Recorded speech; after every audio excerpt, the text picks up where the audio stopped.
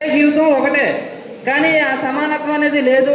చాలా ఇబ్బంది పడుతున్నాం, ఆర్థికంగా చాలా నష్టపోతున్నాం అండి.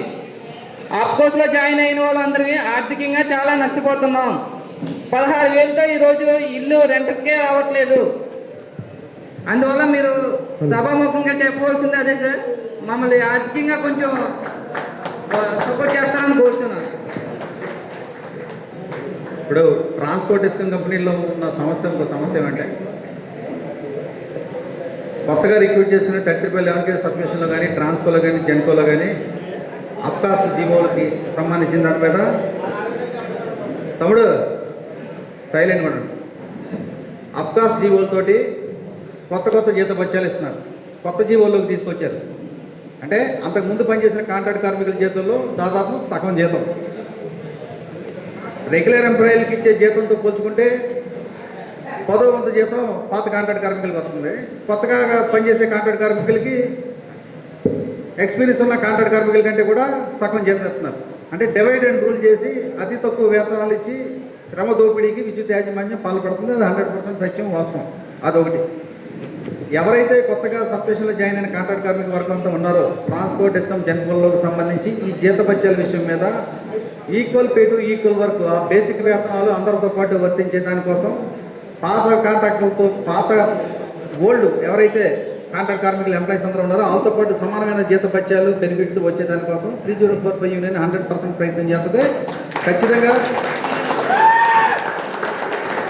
ఆ జీతభత్యాలు వచ్చేంత వరకు కూడా నిరంతర పోరాటం చేస్తారనమాట. దేనికైనా సరే సిద్ధం. ఒకటి. రెండోది, ఇంకా చాలా సమస్యలు ఉన్నాయి. ఇప్పుడు మీరందరూ చెప్పేదానికంటే మీరు చెప్పే సమస్యలన్నీ కూడా మనందరం కూడా ముఖ్యమైన నాయకత్వాలన్నీ కలిపి కూర్చుని ఈ సమస్యలన్నీ ఒక వేదిక మీదకి తీసుకొచ్చి మాట్లాడుతుంది. దేనికంటే మేనేజ్మెంట్కి కూడా సీరియస్నెస్ అర్థం అవుద్దని.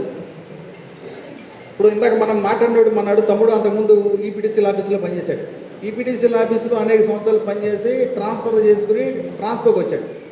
అంతకుముందు ఈపీటీసీలో పనిచేసిన ఎక్స్పీరియన్స్ అంతా మొత్తం అంతా తీసి పక్కకు పెట్టి ట్రాన్స్కోలో కొత్త జీతం ఇస్తున్నారు.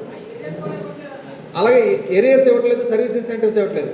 ఇందాక డ్రైవర్స్కి సంబంధించిన ఇష్యూ మన డ్రైవర్స్ చెప్పినప్పుడు 25 ఏళ్ళు 30 ఏళ్ళు గాడి చాకరీ అంతా చేసి పనిచేసిన తర్వాత వెహికల్ ఖండం అయిపోయిన తర్వాత నీకు మేలు కాబట్టి ఉపాధి కల్పిస్తున్నాం, నీకు ఉపాధి పోకుండా ఉద్యోగాలు పెడతామని చెప్పి చాలా దుర్మార్గాలు ఉన్నాయి. ఈ అన్ని అంశాలకు సంబంధించి టాప్ మేనేజ్మెంట్ ఏదైతే ఉందో డిస్కమ్స్, ట్రాన్స్కో, జెన్కో టాప్ మేనేజ్మెంట్కి సంబంధించిన ఈ ఇష్యూని ప్రాపర్ ఛానల్లో పక్కాగా తీసుకెళ్లి ప్రజెంటేషన్ చేద్దాం. ఎట్టి పరిస్థితుల్లో ఇవన్నీ సాల్వ్ చేసుకుంటాం.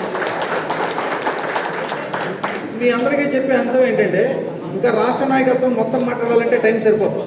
రాష్ట్ర నాయకులు ముఖ్యుల వరకు కొంతవరకు కొద్దిమంది వరకు మాట్లాడతారు. మాట్లాడిన తర్వాత ఫైనల్ కన్క్లూజన్ రెగ్యులరేషన్కి సంబంధించిన అంశాలు, equal pay to equal work సంబంధించిన అంశాలు, అలాగే ఈ డిమాండ్స్ అన్నిటికీ సంబంధించిన దాని మీద 3045 యూనియన్ స్టాండ్ ఏంటి అనేది చాలా స్పష్టంగా ఇక్కడికి వచ్చిన మన నాయకత్వాలకి ఈరోజు ఇక్కడికి ఆహ్వానించింది సిబిడి లయన్స్ గ్యాంగ్ తరపు నుంచి ఎంఆర్టీ టీఆర్ విభాగాల నుంచి కార్మికులు రమ్మని చెప్పిన అడిగాం.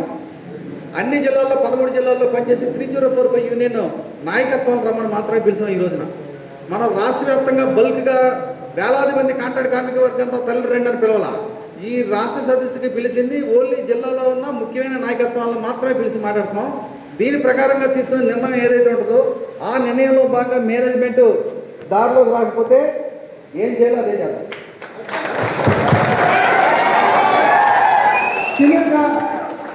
కృపానంద